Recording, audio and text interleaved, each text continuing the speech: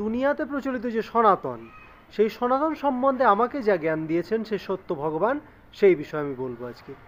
সনাতনের প্রধান কনসেপ্ট হচ্ছে, ফার্স্ট সনাতনের যে সব থেকে গুরুত্বপূর্ণ বিষয় সেটা হচ্ছে ওয়ান গড।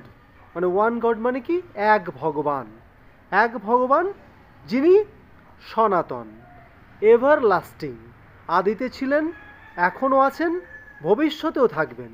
সেই সনাতনের বিষয়ে আজকে আমরা আলোচনা করব। সেই সনাতন তিনি এক, এবং তার সম্বন্ধে বেদে কি বলছে? একম ব্রহ্ম দ্বিতীয় নাস্তি। এক ব্রহ্ম ছাড়া দ্বিতীয় আর কেউ নেই। এবং তার সম্বন্ধে আরও বিভিন্ন গ্রন্থে কি বলছে? একমেব অদ্বিতীয়ম। তিনি এমন ধরনের এক যে সেরকম এক আর কেউ নেই। সেরকম মানে সেই এক আর কেউ নেই। এবং সেটা বলতে কীভাবে বলতে হবে? তিনি যে তিনি, সেই তিনি আর কেউ নেই।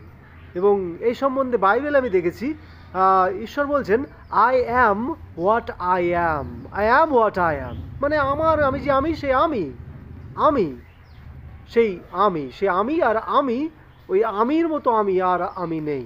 এটা বুঝতে হবে। তাহলে সে এভারলাস্টিং গডকে উপাসনা যারা করছে তাদের কিন্তু সনাতনী বলা হচ্ছে। আর সে এভারলাস্টিংয়ের গলের নিচে অনেক সহকারী আছে, মানে নিচে অনেক কর্মচারী আছে, এবং তারা হচ্ছে তাঁর আজ্ঞাবহ, সেই মহান ঈশ্বরের আজ্ঞাবহ। তাহলে এটা হচ্ছে সেই মেন কনসেপ্ট। সনাতনের মেন কনসেপ্ট হচ্ছে এক সত্য ভগবান, এবং সেই ভগবানের উপাসনা যারা করছে তাঁদেরই কিন্তু বলা হচ্ছে সনাতনী। তাহলে সেই সনাতনী আর কেউ নয়, সে এক ভগবানের উপাসনাকারী, তারাই হচ্ছে প্রকৃত সনাতনী।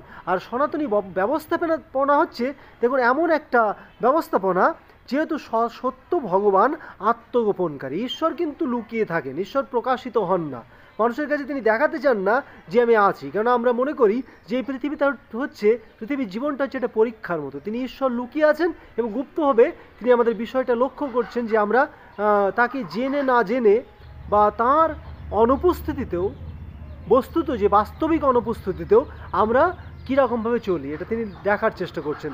তাই যেহেতু ভগবান আত্মগোপনকারী, তাই সনাতনীদের ছায়াতলে সবাইকে আশ্রয় পাবে, সবাই আশ্রয় পাবে। কারা কারা আশ্রয় পাবে? সনাতনীদের তলায় আশ্রয় পাবে হচ্ছে যারা প্রতিমা পূজক, মূর্তি পূজক, যারা প্রকৃতির উপাসনা করছে, যারা গাছপালার উপাসনা করছে, পাথরের উপাসনা করছে, যারা অবিশ্বাসী এবং অন্য দেবদেবীর পূজা করছে, তারাও কিন্তু এই সনাতনীদের ছায়াতলে আশ্রয় পাবে, যেহেতু ভগবান আত্মগোপনকারী। আমরা এদের কিন্তু সনাতনীরা অন্য কারো কিন্তু আমরা কোনো ক্ষতি করতে পারবো না, কারো কোনো ক্ষতি করতে পারবো না। আর এই সনাতনীরা